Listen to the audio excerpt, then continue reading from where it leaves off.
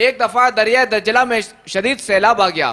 دریا کی طغیانی کی شدت کی وجہ سے لوگ ہراساں اور پریشان ہو گئے اور حضرت سیدنا شیخ عبد القادر جیلانی رضی اللہ تعالیٰ عنہ کی خدمت میں حاضر ہوئے اور آپ رضی اللہ تعالیٰ عنہ سے مدد طلب کرنے لگے۔ تو آپ رحمت اللہ تعالیٰ علیہ نے اپنا عصا مبارک پکڑا اور دریا کی طرف چل پڑے، اور دریا کے کنارے پر پہنچ کر آپ رضی اللہ تعالیٰ عنہ نے عصا مبارک کو دریا کی اصلی حد پر نصب کر دیا اور دریا کو فرمایا کہ بس یہیں تک۔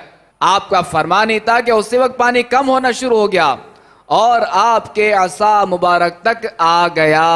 السلام علیکم، کیسے ہیں آپ لوگ؟ امید ہے آپ سب بالکل ٹھیک، صحت مند و سلامت ہوں گے۔ تو آج ہم پھر سے سننے والے ہیں ہمارے میٹھے میٹھے پیارے پیارے ہرے بھرے لال پیلے رنگ برنگی اور رنگیلے قبر پرستوں کی کچھ عجیب و غریب کہانیاں۔ تو پیش ہیں پہلی کہانی۔ حضرت غریب نواز رضی اللہ تعالیٰ عنہ کے دروازے کے باہر ایک مزار تھا۔ وہ ایک بہت بڑے ولی کامل تھے سلسلہ چشتیہ کے، ان کی بھی قبر وہاں پر تھی۔ ایک زمانے میں ایک خاتون غریب نواز کی بارگاہ میں منتیں کر کر کے، دعائیں کر کر کے ایک بچہ مانگی تھی۔ بچے کی ولادت ہوئی اور وہ عورت اپنے بچے 1 سال کے بچے کو لے کر کے آئی تھی شکرانے کے لیے اجمیر معلیٰ میں غریب نواز سرکار کے دربار میں۔ لیکن وہ باہر ہی ابھی بیٹھی تھی، وہ باہر جہاں ان کی قبر تھی وہاں وہ عورت بیٹھی تھی۔ ان کی قبر کے پاس بچے نے پیشاب کر دیا۔ بچہ بچہ ہوتا ہے، اب جب پیشاب قبر پر بہنے لگا تو اچانک قبر سے ایک ایسا اچھال آیا کہ بچہ ہوا میں اڑا، نیچے گرا اور سر پھٹ گیا۔ اسی وقت بچے کی آہیں نکلی اور سانس بند ہو گئی، بچے کے دل کی دھڑکنیں بند۔ وہ عورت بے ساختہ پکارنے لگی، بڑی منتوں کے ساتھ ایک بچہ ملا تھا۔ بچے نے جو غلطی کی لیکن یہ بچہ یہی مر گیا اجمیر میں۔ وہ رونے لگی سرکار غریب نواز کے دربار۔ یہ وفات کے بعد کی بات بتا رہا ہوں۔ بہت رو کر کے کہنے لگی کہ جب آپ کے ہی دربار سے بھیک مانگ کر میں گئی تھی تو اللہ نے مجھے بیٹا عطا کیا، اور اگر یہ واپس ہی جانا تھا تو پھر یہ بچہ آیا کیوں جو میری آنکھوں کو اتنے دن ٹھنڈک پہنچایا؟ میں کیسے صبر کروں گی، کیسے برداشت کروں گی؟ یہ کہتے کہتے وہ تھک ہار کر کے غریب نواز سرکار کی چوکھٹ پر گر گئی۔ تو اس کے بعد اچانک فقیروں میں آواز آئی، بچہ حرکت کر رہا ہے، بچہ حرکت کر رہا ہے۔ جب آ کر کے اٹھا کر کے دیکھے تو وہ بچہ زندہ تھا، اس کی سانسیں چل رہی تھی۔ رونے لگا اور وہ بچے کو سینے سے لگا کر دوسری طرف پانی پلانے کے لیے گئی۔ ساری بھیڑ اس بچے کو دیکھنے گئی۔ اچانک اس ولی کی قبر پھٹ گئی جو دروازے کے باہر سے قبر پھٹی، اور وہاں سے ایک بزرگ نکلے اور کسی کو دکھائی نہ پڑے، اوجھل ہو گئے اور قبر ویسی کی ویسی رہ گئی۔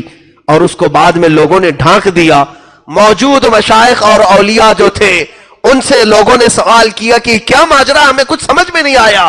تو ان بزرگوں نے ڈرتے ڈرتے کہا، بات در حقیقت بادشاہ اعظم کی ہے، سلطان اعظم کی ہے۔ یہ خاتون آئی تھی، یقیناً ان سے مانگا تھا غریب نواز سے، سلطان کی عطا تھی، غریب نواز کی عطا تھی جو بچہ دیا۔ وہ شکرانے کے لیے آئی لیکن اس کے بچے نے پیشاب کر کے ان کے دربار میں رہنے والے ایک ولی کی قبر کی بے حرمتی کر دی۔ تو اس ولی کو برداشت نہ ہوا، جلال میں انہوں نے قبر سے ہاتھ اٹھایا تو بچہ اچھل کر کے گرا اور مرا۔ لیکن سرکار غریب نواز کو اس خاتون کا رونا دیکھا نہ گیا، اور غریب نواز نے رب ذوالجلال کی بارگاہ میں عرض کی، مولا اس بچے کو تقدیر شبہ مبرم سے تو عمر عطا فرما۔ رب تعالیٰ نے پھر سے اسے سانسیں جاری فرمائی، اور جب بچہ زندہ ہوا غریب نواز نے اس اپنے سلسلے کے بزرگ سے مخاطب ہو کر کے فرمایا، اے میرے مرید، میرے سلسلے میں تو بیعت ہے، یقیناً تو بہت سالوں سے میرے پاس سو رہا ہے، لیکن یاد رکھ میرے پاس آنے والے ہر طرح کے لوگ آئیں گے، باادب بھی آئیں گے، بے ادب بھی آئیں گے، کسی کی بے ادبی تم سے دیکھی نہیں جاتی، اس لیے میرے دربار سے اٹھو اور بہت دور جا کے سو جاؤ۔ ان کی قبر پھٹی اور وہ اٹھے اور چلے گئے۔ پہلے تمہارے باباؤں نے آنکھوں سے لیزر مار کر مرید مارے، ہم نے برداشت کر لیا۔ پھر تمہارے باباؤں نے کدو پر قتل کیے، ہم نے برداشت کر لیا۔ لیکن اب تمہارے بابے جو ہیں وہ بچے مار رہے ہیں، بچے جو معصوم ہوتے ہیں، جن پر نہ تو دنیا کے قانون لاگو ہوتے اور نہ ہی ان پر اسلام کے قانون لاگو ہوتے ہیں۔ بچے معصوم ہوتے ہیں اور ان کے باباؤں کو بچوں پر ہی جلال آتا ہے۔ لیکن تب کہاں تھا یہ جلال جب USA نے بغداد پر بم گرائے تھے اور बहुत सारे बाबों की मज़ारात जो हैं वो डैमेज हो गई थी। तब तो किसी बाबा को जलाल नहीं आया, तब तो किसी बाबा को गुस्सा नहीं आया। क्यों नहीं? तब तो आपके बाबों की मज़ारात जो है डैमेज हो गई थी, लेकिन किसी बाबा को गुस्सा नहीं आया। यहाँ तक कि इनके सबसे बड़े बाबा जिन्हें गौसे आज़म कहते हैं, उनकी मज़ार भी डैमेज हुई थी, लेकिन किसी भी बाबा को गुस्सा नहीं आया, जलाल नहीं आया। क्यों नहीं? क्या तुम्हारे बाबों को सिर्फ बच्चों पर ही गुस्सा आता है, या फिर तुम्हारे बाबे जो हैं वो सोल्जर से डरते हैं? क्या वजह थी इसकी? तुम्हारे बाबे ने, किसी भी बाबे ने कोई रिप्लाई नहीं दिया, किसी भी सोल्जर को नहीं मारा। इसकी वजह क्या थी? तब कहाँ होता है जलाल, तब कहाँ होता है गुस्सा जब फिलिस्तीन में जुल्म किया जाता है, जब मस्जिद अक्सा में शेलिंग की जाती है, तब ये जलाल कहाँ होता है? तब तुम्हारे बाबे तो सामने नहीं आते। जब जुल्म हो रहा हो या फिर इनके बाबों की मज़ारात जो हैं वो तोड़ी जा रही हो, तब इनके बाबों को जलाल नहीं आता, गुस्सा नहीं आता। लेकिन जब कोई बच्चा जो है पेशाब कर दे तो इनको गुस्सा आ जाता है। सही बुखारी की हदीस है कि एक शख्स ने मस्जिद में पेशाब कर दिया और सहाबा उसकी तरफ दौड़ने लगे, लेकिन नबी सल्लल्लाहु अलैहि वसल्लम ने कहा कि रुक जाओ, इसे छोड़ दो, और जिस जगह पर इसने पेशाब किया है वहाँ पर पानी बहा दो, उस जगह को साफ करो।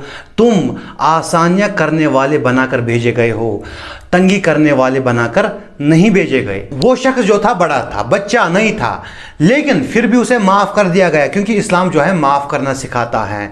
होना ये चाहिए था कि तुम्हारा जो बाबा है वो इस हदीस पर अमल करता और उस बच्चे को माफ़ कर देता, लेकिन ऐसा नहीं हुआ।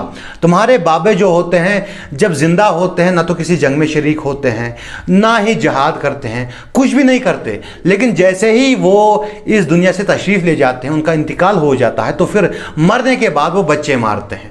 ये बात मुझे आज तक समझ नहीं आई कि तुम्हारे बाबे जो हैं सिर्फ बच्चों पर जोर आजमाते हैं, अपने मुरीदों पर जोर आजमाते हैं, लेकिन जंग में कभी शरीक नहीं होते।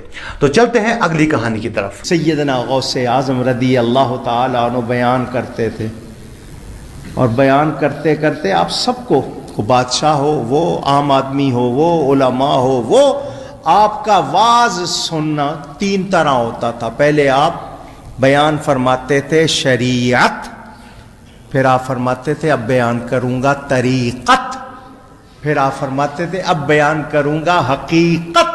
जब आप हकीकत का बयान करते थे लोग कपड़े फाड़ते थे, हू करके इंतकाल कर जाते थे। आपकी मजलिस वाज से जनाजे उठते थे, उन पर इतनी नहीं। पहले मुझे बताओ, ये जो तुम्हारे बाबे हैं ये इंसानी जान के इतने दुश्मन क्यों हैं? कोई बाबा जो है आंखों से लेजर मारकर मुरीद मार रहा है, कोई बाबा जो है कद्दू पर कत्ल कर रहा है, कोई बाबा जो है उसकी महफिल में जाए तो वहां से जनाजे उठते हैं, लाशें उठती हैं। क्यों भाई, क्यों कत्ल कर रहे हैं लोगों को, क्यों मार रहे हैं लोगों को? क्या बिगाड़ा है मुसलमानों ने इनका, क्या बिगाड़ा है इंसानों ने इनका, क्यों मार रहे हैं? ये वली है या कातिल है? जब देखो भाई मारते रहते लोगों को, आखिर क्या वजह है? ये जो तुम्हारे बाबा हैं जिनके बयानात में लाशें उठती थी, जनाजे उठते थे, क्या इनके मुंह में जुबान की जगह तलवार थी, या फिर वो मुंह से आग बरसाते थे? क्या बात थी? कैसे मरते थे लोग? क्या वजह थी मरने की? अगर तुम्हारे बाबे के बयान में लोगों की मौत हो रही थी, वहाँ से जनाजे उठते थे, तो फिर होना ही चाहिए था कि लोगों को चाहिए था कि तुम्हारे बाबे का मुंह बंद कर देते और उसको बयान ना करने देते, क्योंकि उनकी वजह से जो है बच्चे यतीम हो रहे थे, माएँ जो हैं अपने बच्चे खो रही थी, और इंसानी जान जो है वो ज़ाया हो रही थी। और बाबा को भी खुद शर्म करनी चाहिए थी और बयान नहीं करने चाहिए थे, और लोगों की मौत का जो जिम्मा है अपने सर नहीं लेना चाहिए था। मैं जानता हूं कि कुछ कादरी हजरात कहेंगे कि हमारे बाबे के बयान में वो असर था, हमारे बाबे के बयान में वो लज्जत थी कि लोग सुन के ही मर जाते थे, लेकिन ये लज्जत जो है ये सहाबा के बयान में तो नहीं थी। यहां तक कि नबी सल्लल्लाहु अलैहि वसल्लम के बयान में भी किसी की मौत नहीं हुई। जब सहाबा के बयान में लोग नहीं मरते थे, जब आप अलैहिस्सलाम के बयान में भी लोगों की मौत नहीं होती थी, तो फिर आपके बयान में, आपके बाबे के बयान में ऐसा कैसे हो सकता है? तो मेरे भाई ये सरासर कहानी है। खैर, आज की वीडियो यहीं तक थी। अगर आपको वीडियो पसंद आई हो तो आप वीडियो को लाइक कर सकते हैं, चैनल को सब्सक्राइब कर सकते हैं और वीडियो को ज़्यादा से ज़्यादा शेयर कर सकते हैं। अगर अल्लाह ने चाहा तो मिलते हैं अगली वीडियो में। अस्सलामु अलैकुम।